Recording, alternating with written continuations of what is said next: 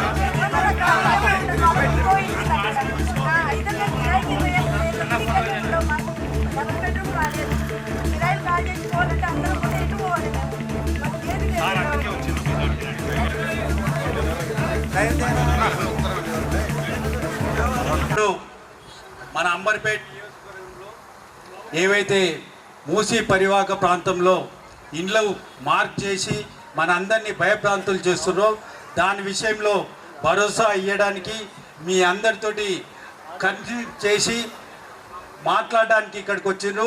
ఇప్పుడు మన PRS party working president dynamic leader KTR గారిని మాట్లాడాల్సిందిగా కోరుతున్నాను. న్యూ అంబేద్కర్ నగర్ నుంచి అమ్మ మీరందరు ఇదే కదా చెప్పేది, అందరు ఇల్లు పోతానే కాపాడాలి, ఆపుకోవాలి, మేము ఎక్కడికి పోయేది అంతే కదా. న్యూ అంబేద్కర్ నగర్ నుంచి, న్యూ తులసిరామ్ నగర్ నుంచి, మొత్తం లంకలోని వివిధ ప్రాంతాల నుంచి వచ్చిన మా ఆడబిడ్డలందరికీ, అన్నదమ్ములందరికీ, हमारे भाइयों बहनों सबको, और मंच पे शामिल हमारे अंबरपेट के एमएलए साहब, कहाँ जाऊँ, अच्छा बीच में आ रहा, ठीक है.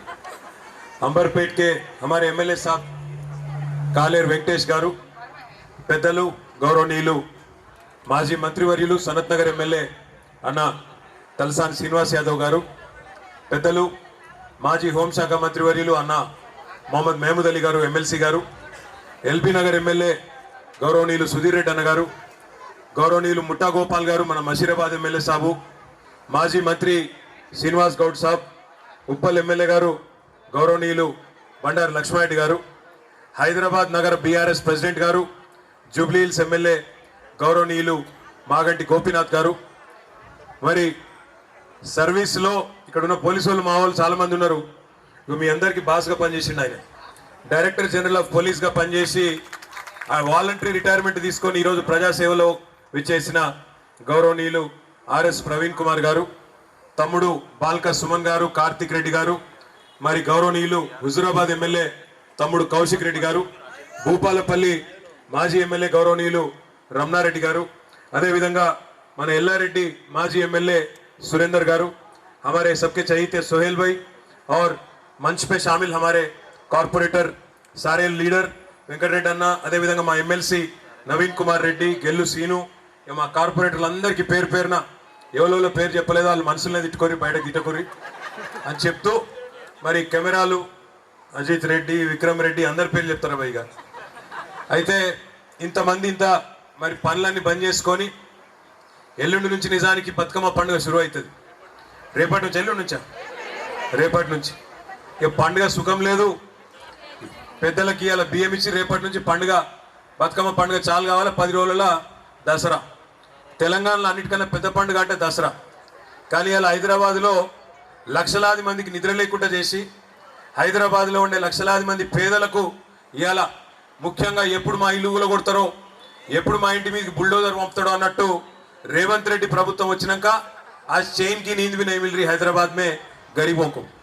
मैं बस एक चीज़ कहना चाहता हूँ, हमारे जो कमर साहब यहाँ बोले, बाकी लीडर भी जो बोले, మీ అందరితో నేను చెప్పేది ఒకటే, మనము ముందుగా మన హక్కులు మనం తెలుసుకున్నప్పుడు మన ఏ ప్రభుత్వం కూడా ఇష్టం వచ్చినట్టు మన మీదకి రానికే ఉండదు. ఇక్కడ మనం అడగవలసింది ఒక ప్రశ్న ముందుగా, సరిగ్గా 10 నెలలు అయింది రేవంత్ రెడ్డి అడిమారి గుడి దెబ్బల ముఖ్యమంత్రి అయిపోయి 10 నెలలు అయింది.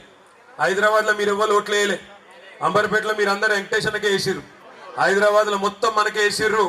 అందుకే హైదరాబాద్ మీద పగబట్టి నాకు ఒక్కరు ఓట్లు వేయలే, ఈ గరీబ్ వాళ్ళందరూ కాంగ్రెస్ ఖిలాఫ్ ఉన్నారు, ఇట్లనన్నా చేసి వీళ్ళను కూలగొట్టి ఆగం చేయాలి మీ బతుకులని చెప్పి ఇలా పగబట్టిండు రేవంత్ రెడ్డి. కానీ ఒక్కసారి యాద్ చేసుకోండి, ఏం చెప్పిండు 10 నెలల ముంగట? అప్పుడు ఇక్కడ ప్రచారంకి వచ్చిండు, తిరిగిండు, ఏం చెప్పిండు? కేసీఆర్ 2000 పింఛన్ ఇస్తుండు, ఇంట్లో అవ్వనో అయ్యనో ఇద్దరులో ఒకరికే ఇస్తుండు, ముసలవ్వకో ముసలోన్కో. నేను ముఖ్యమంత్రి కాగానే ముసలోన్కి ఇస్తా, ముసలయ్యకి ఇస్తా, ఇద్దరికి ఇస్తా. కేసీఆర్ 2000 ఇస్తా అన్నాడు, నేను 4000 ఇస్తా. అవ్వకేమో అత్తకేమో 4000, కోడలుంటే కోడలకు 2500, 2500 ఇస్తా. చెప్పిండా లేదా ఇవన్నీ? 6 గ్యారెంటీలు అన్నాడా? ఇంటింటికి దస్కత్ పెట్టి పంపించిండా? వచ్చినాయా 2500, 4000 వచ్చినాయా? వచ్చినాయండి సీక్రెట్గా ఇక్కడ ఏమన్నా రాకపోతే రాలేను, గట్టిగా చెప్పుర్రి. వచ్చినాయా రాలేదా? కేసీఆర్ 1,00,000 రూపాయలు ఇస్తుండే లగ్గం చేసుకుంటే పేదోళ్ళు, నేను మీదికెళ్ళి తులం బంగారం ఇస్తా అన్నాడు. వచ్చిందా తులం బంగారం? తులం ఇనుమన్న వచ్చిందా మీకు? బంగారం రాదు, ఇనుము రాదు, మనుగుడు రాదు. ఇంకెన్ని కథలు చెప్పిండు? రైతులకు కేసీఆర్ 10,000 ఇస్తుండు, నేను 15,000 ఇస్తా అన్నాడు. ఇచ్చింది ఆవిడకన్నా రైతులకు? 6 గ్యారెంటీలు 100 రోజులు అన్నాడు, 300 రోజులు అయింది, 300 రోజులు అయింది ఇప్పటికి. వచ్చినాయి ఒక్కలకన్నా ఒక్క బుడ్డ పైసా? పేదవాళ్ళకు సంబంధించేమో బుడ్డ పైస ఇయ్యలే. కానీ ఏం చేసిండు? కొత్త దుకాణం తెరిచిండు. మూసీ మే లూటో ఢిల్లీ మే బాటో. మూసీల నట 1,50,000 కోట్ల రూపాయలతోని, 1,50,000 కోట్లు, 1,50,000 రూపాయలు కాదు, 1,50,000 కోట్లు అంటే ఎంతనో ఎరికేనా? మన రాష్ట్ర బడ్జెట్లో సరిగ్గా సగం. మన రాష్ట్ర బడ్జెట్లో సరిగ్గా సగం పైసలు పెట్టేట మూసిలో 55 కిలోమీటర్లు ఉద్ధరించి దీన్ని ఒక అద్భుతమైన లండన్ లెక్క చేసి ఇక్కడ ఉన్న గరీబ్ గాళ్ళందరినీ తీసుకుపోయి జంగల్లో వారేస్తారట. మరి ఊకుందామా సపడేక? మేమందరం ఎక్కడో అక్కడ పోవాలన్నా? మరి 38 ఇళ్లకు రంగులేసి పోయినరట, RBX అని. రంగులేసి పోతే నేను మీ అందరినీ కోరేది ఒకటే, లక్ష్మి ఇంటి మీద కోతురులే, రత్నకి ఇంటి మీద కోతురుతి, సపడేక నా పనికి నేను పోతా, నాకేం గర్జు, ఆమె ఇల్లు కొలగొడితే నాకేమైంది, ఇది వరకు ఒకసారి నన్ను తిట్టింది కాబట్టి ఇప్పుడు నేను ఆమె ఇంటికాడికి పోను అంటే నడవది. ఒక ఇంటి మీదకి వస్తే కాదు, మన పంచాయతీలు ఉంటాయి, ఇంటి పక్క ఇళ్ళకు ఉన్నాయా? గా మాత్రం తాకట్లు ఉన్నాయా? కానీ ఉంటాయి, ఇంట్లో కూడా తాకట్లు ఉంటాయి, పంచాయతీలు ఉంటాయి, లొల్లులు ఉంటాయి, అప్పుడప్పుడు కొట్టుకుంటూ తిట్టుకుంటూ ఉంటుంది. మొగుడు పిల్లల పంచాయతీలు ఉన్నాయా? ఉన్నాయా? లగ్గంగానో లెక్కున్నారా? ఏందిడా అందరు లగ్గం చేసుకున్నాలే కదా. మీరు మీ భర్తలను తిట్టరా? అప్పుడప్పుడు ఎండ పెట్టరా? ఇప్పుడు కాదన్నీ ఇంట్లోనే చూసుకోవాలి, బయట ఓడేస్తే ఊకుంటామా మన మీదకి? ఇది కూడా గంతే. మీ లంక మీదకి బుల్డోజర్ వచ్చినా, ట్రాక్టర్ వచ్చినా, ఇగో రానియకుండా ఇక్కడనే కంచె అడ్డం పెట్టుండ్రి, మొత్తం అందరూ వచ్చి తలుకోండి. ఆ డ్రైవర్ని అడుగుండ్రి, ఆ బుల్డోజర్ డ్రైవర్ను, అన్న నీకు కొంపున్నదా? నీకు ఇంటికాడ పిల్లలు ఉన్నారా? భార్య ఉన్నదా? నీ ఇంటి మీదకి ఎవడన్నా బుల్డోజర్ వేస్తే నువ్వు ఊకుంటావా అని అడుగుండ్రి. 40 ఏళ్ళకెళ్ళి 50 ఏళ్ళకెళ్ళి ఇక్కడనే ఉంటున్నాం, రిజిస్ట్రేషన్లు అయినాయి, మాకు పర్మిషన్లు ఉన్నాయి, ట్యాక్సులు కడుతున్నాం, ఏ లెక్కన గులగొడతావు అని అడగాలి. ఇలా ఇందిరమ్మ రాజ్యం అన్నాడు. ఇందిరమ్మ చెప్పిందా? సోనియమ్మ చెప్పిందా ఇల్లు గులగొట్టమని? ఎవడు చెప్పిండు? ఎవరు చెప్పలే. ఇందిరమ్మ రాజ్యం ఇల్లు కట్టిస్తా అన్నావు, ఇల్లు గులగొడతా అని చెప్పలే.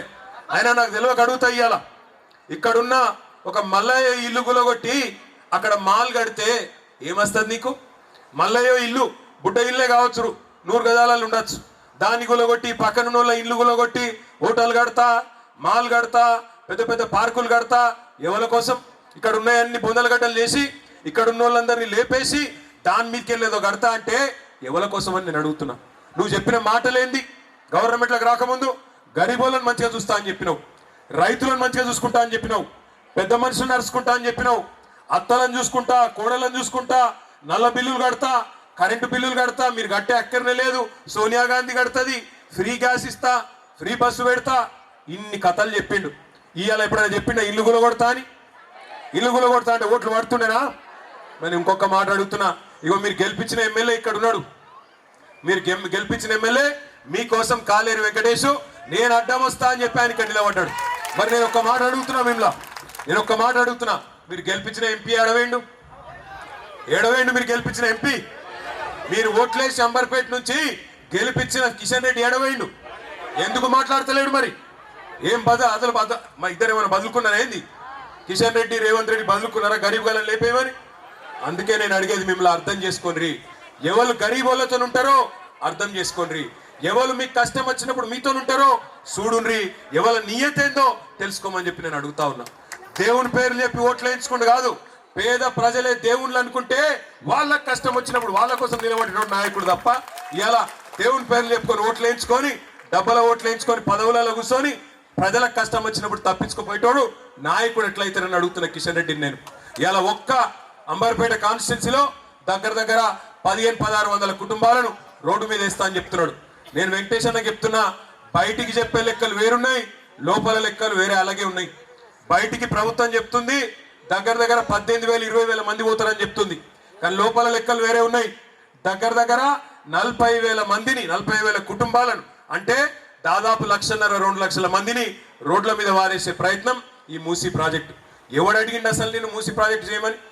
గరీబులకు 2,500 ఇస్తాను, అది ఈమని అడుగుతున్నారు. మాకు బతుకమ్మ చీరకు కేసీఆర్ ఉన్నప్పుడు చీర పెడుతుండే, నువ్వు 2 చీరలు పెట్టు నేను కాదన్నాడు ఎవడన్నా? రంజాన్కు కేసీఆర్ ఉన్నప్పుడు తోఫా వస్తుండే గరీబులకు, ఇప్పుడు అది కూడా దిక్కులేదు. క్రిస్మస్కు కానుక వస్తుండే, అది దిక్కులేదు. సర్కార్ దవాఖాన కాన్పుకోతే కేసీఆర్ కిట్ ఉంటుండే, అందులో అన్ని సౌలతులు ఉంటుండే, ఇప్పుడు అది కూడా బంద్ అయింది. ఒకటి కాదు, బతుకమ్మ చీరలు వచ్చినాయని అడుగుతుండే సీరన. ఇదివరకు మంచిగానే ఉండేనా? చీరలు బాగాలేకుండానా? బాగానే ఉండేనా? ఇప్పుడు చీర లేదు, రైక లేదా? రేవంత్ రెడ్డిని నమ్ముకుంటే అవి కూడా పోతాయి. ఆయన గంటలు లంగవాడు. నేను మిమ్మల్ని అడిగేది ఒక్కటే, గరీబులకు పని చేయమని గద్దెనెక్కిస్తే గద్దెలెక్క అయ్యాల గరీబుల ఇల్లు కూడా కొడతా, నేను మిమ్మల్ని ఖతం చేస్తా, మిమ్మల్ని రోడ్డు మీద వాడేస్తా అంటే చూసుకుంటా ఊకునేందుకు మేము ఇవ్వాలని కూడా సిద్ధంగా లేము. మీతో పాటు భుజం కలిపి మేమే ఇక్కడికి వచ్చి అడ్డుకుంటామనే మాట కూడా నేను విజ్ఞప్తి చేస్తా ఉన్నాను. దయచేసి మీరు ఐకమత్యంగా ఉండండి. మీరు వాట్సాప్ గ్రూపులు పెట్టుకోండి. ఇక మా తమ్ముళ్ళు చాలా మంది ఇట్లా ఫోన్లు పట్టుకొని ఉంటారు, ఆడబోతాడా అన్నా సెల్ఫీ అంటారు. అరే సెల్ఫీలు మళ్ళీ దిగుదాం కానీ ముందు వాట్సాప్ గ్రూపులు కట్టుండి. గ్రూపులు కట్టి ఒక్కళ్ళింటి మీదకి వస్తే ఒక బటన్ ఒత్తితే అందరు ఊరికి వచ్చేటట్టు మంచిగా తయారు కానీ ఎక్కడో అక్కడ. ఎందుకంటే ఎప్పుడు వస్తారు ఎరికే, నాకు ఎరికే, మీకు ఎరికే. అందరూ పనికి పోయినప్పుడు, ఇళ్ళల్లో ఎవరు లేనప్పుడు పోలీసులను 500-600 మందిని పెట్టుకొని ఇష్టం వచ్చినట్టు వస్తారు. వచ్చినప్పుడే మనం కనుక ఐకమత్యంగా ఉండి గట్టిగా నిలబడి ఏం సంగతి అని అడగాలి. నేను ఇంకొక మాట కూడా మీకు ఆలోచించమని కోరుతున్నా. ఇప్పుడు నరేంద్ర మోడీ ఉన్నాడు ప్రధానమంత్రి. ఆయన ఎక్కడెక్కడ ఉత్తర భారతదేశంలో అదేంది గంగా నది మీద ఒక ప్రాజెక్టు తీసుకున్నాడు. గంగాను శుద్ధి చేయాలనేది ప్రాజెక్టు తీసుకున్నాడు. 2,400 కిలోమీటర్ల పొడవు ఆ ప్రాజెక్టు. 2,400 కిలోమీటర్ల పొడవు మీద నమామి గంగా అనే ప్రాజెక్టు తీసుకున్నాడు. దానికి మోడీ సర్కార్ ఇప్పటిదాకా ఖర్చు పెట్టింది 20,000 కోట్లు. 20,000 కోట్లు 2,400 కిలోమీటర్లు. కానీ రేవంత్ రెడ్డి ఎంత గొప్పోడు ఎరికేనా? మూసి మొత్తం ప్రాజెక్టు 55 కిలోమీటర్లట.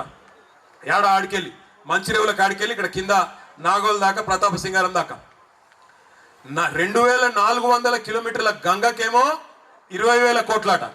కానీ రేవంత్ రెడ్డి ఎంత గొప్పోడు అంటే 55 కిలోమీటర్ల మూసీకేమో 1,50,000 కోట్లు ఖర్చు అవుతుందట. 1,50,000 కోట్లు. మరి మన ప్రభుత్వంలో ఉన్నప్పుడు మనం కూడా ఒక దశలో ఆలోచన చేసినాం. జర వెనకకెళ్ళి ఒర్రకుర్రవి.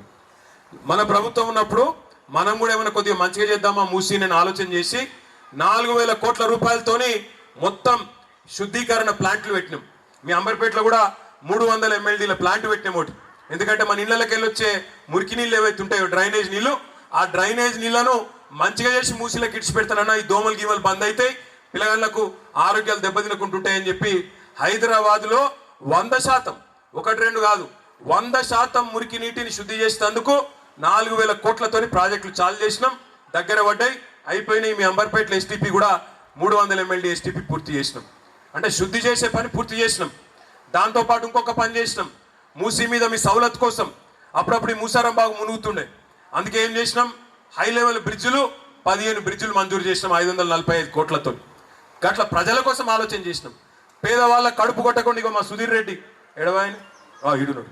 ఇక సుధీర్ రెడ్డి సాబు చైర్మన్ ఉండే దానికి మూసీ రివర్ డెవలప్మెంట్ కార్పొరేషన్, ఆయన నాయకత్వంలోనే చేసినాం. మొత్తం లెక్క తీపిచ్చిన ఒకసారి. నేను అప్పుడు మున్సిపల్ మంత్రిని, కేసీఆర్ సార్ చెప్తే మేమిద్దరం లెక్క తీసినాం. సుధీర్ అన్న వచ్చి చెప్పిండు, అన్న వాస్తవం చెప్తున్నా చాలా మంది పేదోళ్ళకి డిస్టర్బ్ అవుతుందన్న, మరి మనం ఆలోచించాలే, కరెక్ట్ కాదన్నాడు. ఇక నువ్వు నేను అనుకున్నాడు కాదు, కేసీఆర్ సార్ దగ్గరికి పోదాంపా అని చెప్పి ఇద్దరం పోయినాం. సార్ దగ్గర పోయి పెట్టినాం లెక్క.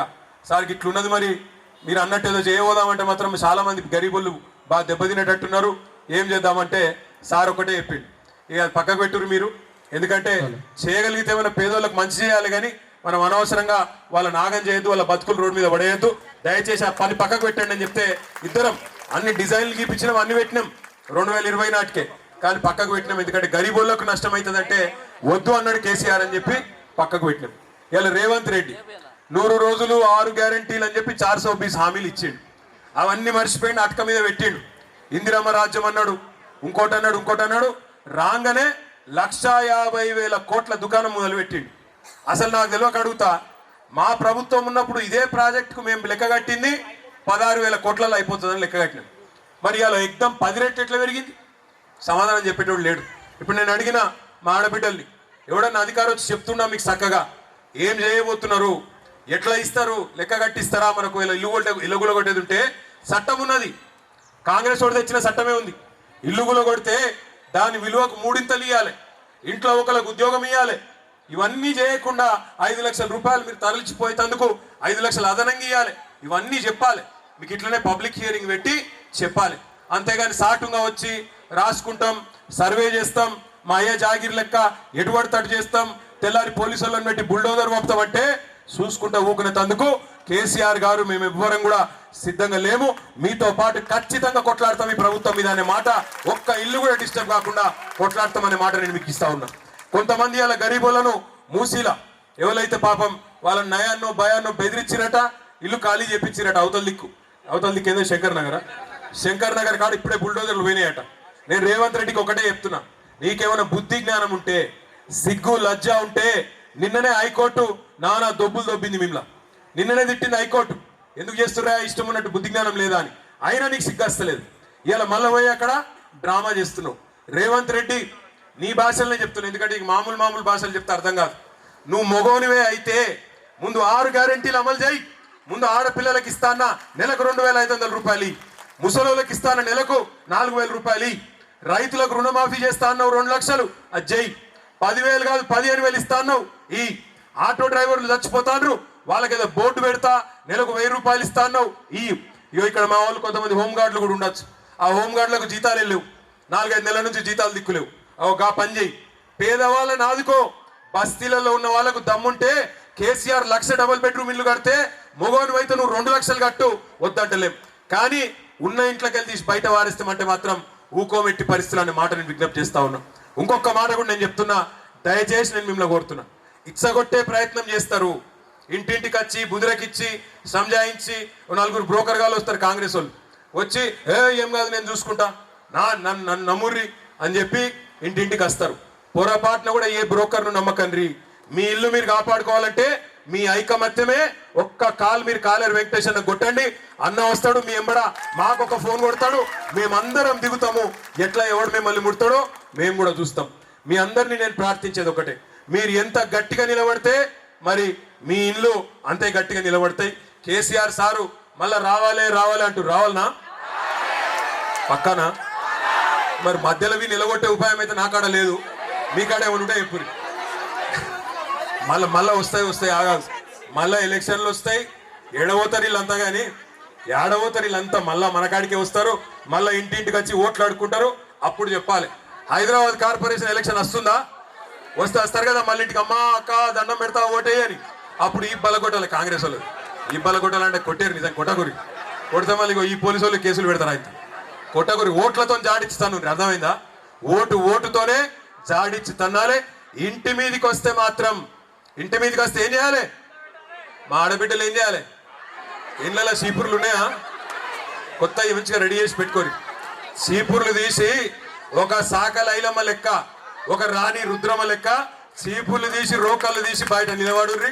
ఎవడొస్తాడో చూద్దాం. ఇక పక్క ఒకటి మాత్రం పక్క, మీ హక్కులు మీ దగ్గరికి వెళ్ళి గుంజుకునే దమ్ము ఏ నాయకుడికి లేదు. మీ కండగా కేసీఆర్ నాడు, కేసీఆర్ తయారు చేసిన మేమందరం ఉన్నాం. మీ ఇల్లు పోకుండా చూసుకునే బాధ్యత మాది, మీకందరికి అండగా ఉండే బాధ్యత మాది. గట్టిగా ఉండుండ్రి. మీరు మొగోళ్ళు సిపాయిలు మీరందరూ ఫోన్లు పట్టుకొని అవతల వడకురి, జర్రా ఇంటి మొక్కని ఉండుండ్రి, ఇల్లు కాపాడుకోండి.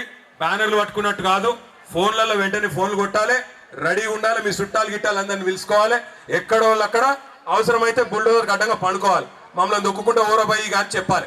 అట్లయితే వీళ్ళందరూ చక్కగా అవుతారు తప్ప, లేకపోతే రేవంత్ రెడ్డి లాంటి వాడు మంచి మాట వినడు. కాబట్టి దయచేసి ధైర్యంగా ఉండండి, మీకు అండగా కేసీఆర్ ఉన్నాడు.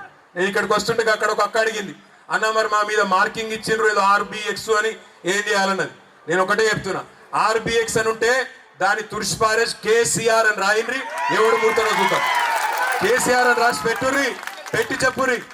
ఏందా అంటే అవు కేసీఆర్ సాబ్ చెప్పిండు, ఎవడు ముడతాడో చూస్తా అన్నాడు. RB అంటే అన్న చెప్తుండే వెనకకించి, RB అంటే ఏంటంటే రేవంత్ బుల్డోజర్ అని చెప్తుండు. RB అంటే రేవంత్ రెడ్డి బుల్డోజర్ అట, భయపడకూరి మీరు, అందుకే తుడిచిపారేసి KCR అని రాయండి. పోలీస్ అన్నలకు కూడా నేను చెప్తున్నా, ఎక్కడున్నారు అగో జర మీరు కూడా అందరూ పేద కుటుంబాలకి వెళ్ళి వచ్చిన వాళ్ళు గరీబ్ గాల మీరు జులుం చేయకూరి, మీరు డ్యూటీ చేయండి కానీ జులుం చేయకుర్రి. అనవసరంగా వాళ్ళు చారాన చెప్తే మీరు బారాన చేయకుర్రి, గరీబ్ వాళ్ళని సతాయించకుర్రి, పాపం తగులుతుంది, మంచిది కాదు. ఇంకోటి గవర్నమెంట్లు పర్మనెంట్ కాదు, వాళ్ళు పోతారు మళ్ళీ మేము వస్తాం, మీకెరికే మాకెరికే, జనం మూడేదో మీకు కూడా తెలుసు. కాబట్టి ఎవరన్నా పెద్ద పెద్ద పోలీసు వాళ్ళు చెప్పారు కదా పైకి వెళ్ళని అతి చేస్తే మేము కూడా రాసి పెట్టుకుంటాం, మిత్తితో సహా ఇస్తాం, అది కూడా ముందే చెప్తున్నాం. మళ్ళా తర్వాత మమ్మల్ని అనకు. దయచేసి గరీబుల మీ జులుం చేయకుర్రి, గరీబులను కొట్టకుర్రి, జులుం చేయకుర్రి. వాళ్ళు చెప్తే డ్యూటీ చేయండి, అంతకే చేయండి కానీ గరీబులను కొట్టకుర్రి. మీరు కూడా గరీబ్ కుటుంబాలకు వెళ్ళి వచ్చిన వాళ్ళే, గరీబులను దయచేసి కళ్ళలో పెట్టి చూసుకోవాలని కోరుతూ, తులసిరామ్ నగర్లో, అంబేద్కర్ నగర్లో ఎక్కడెక్కడైతే సమస్య ఉందో వెంటనే కాలేరన్నకు, ఇక్కడనే ఉంటాడు పక్కకి 5 నిమిషాలు అవతల, ఫోన్ కొడితే వాలిపోతాడు, వెంటనే ఫోన్ కొట్టుండ్రి, ఏమున్నా మీకు మేము అండగుంటామని చెప్పి తెలియజేస్తూ, జై తెలంగాణ. వినవాడాలి రేవంత్ రెడ్డికి, జై తెలంగాణ. Thank you.